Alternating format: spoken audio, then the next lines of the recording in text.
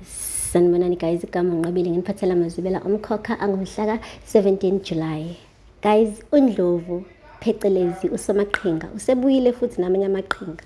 Uhambile ukuvakashela uKhulekani, qamba amanga ahlaza cwe. Wathi kufike abantu bakubo asebalalayo, amadlozi akubo kaKhulekani amtshela ukuthi uKhulekani akangalinga ahlale kulesi sihlalo ngoba uzosha.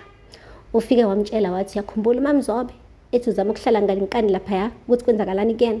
Ingane zakhe zonke zafa. Emva kwalapho washa. Uthe esaqeda ukusha sebeze bamdubula. Uthi amkhumbula umfweni umlungisi ushiye umfelokazi namhlanje ngenxa yokuthi wahlala ngenkani kulesa sihlalo. Athula uKhulekani ambuke nje. Uthe eseqedile ukumsabisa wathi, lelela-ke Ndlovu, ngikutshela mina ngikhethe umfowethu uSiphamandla ukuthi ngihlale lesi sihlalo futhi ngimbambele nje isikhashana, angizohlala nje ingunaphakade. Ngakho-ke ngiyabonga ukungixwayisa kwakho. Wathi lalela, ngisho namathiwa ngeke uzohlala isikhathi eside, ukuhlala nje ukubeka nje isinqe sakho laphaya kulesa sihlalo kuyingozi mewukuthi awufanelwe. Manje kangibuze wena, uma ucabanga wena ufanelwe? Wathi uKhulekani, uzama ukungithusa yini emzini kababa? Wathi angikuthusi, ngiyakuxwayisa mina ngobani ngiyakuthanda. Yezwa wathi ufuna ngiyeke lesi sihlalo bese kuhlala bani? Uthi uNdlovu, angishongo ukuthi sizosala dengwane isihlalo. Yabona mase ususukile-ke wena washo kuSiphamandla ukuthi uyasaba ukuhlala lesi sihlalo ngoba siyingozi. Thina-ke madoda omkhandlu sobe sihlala phansi sikhethe ingwevu endala ekade ikhona ebandleni, eyazi yonke imicibisholo, eyazi yonke imithetho yasebandleni, ebese sikhetha yona.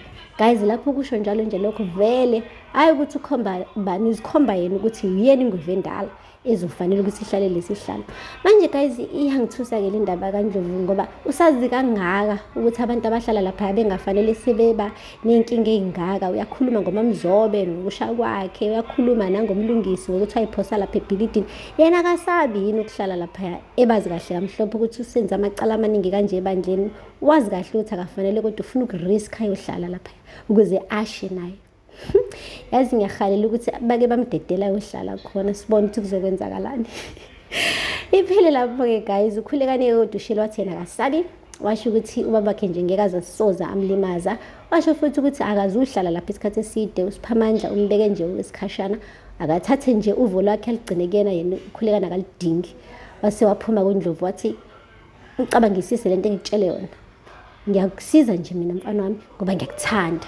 Usho njalo uqamba amanga ahlaza, akayenzi lento ngoba enothando ngoKhulekani, uyenzela yena ngoba ucela umhobholo. uNdlovu akaneli, useyintshontshe zonke izihlalo zomkhandlu, warawunda wonke ama-ofisa lapha emkhandleni. Manje usefuna ukuthatha-ke le position enkulu nayo yonke, uthi ahlale lapha esihlalweni abizwe ngomkhululi.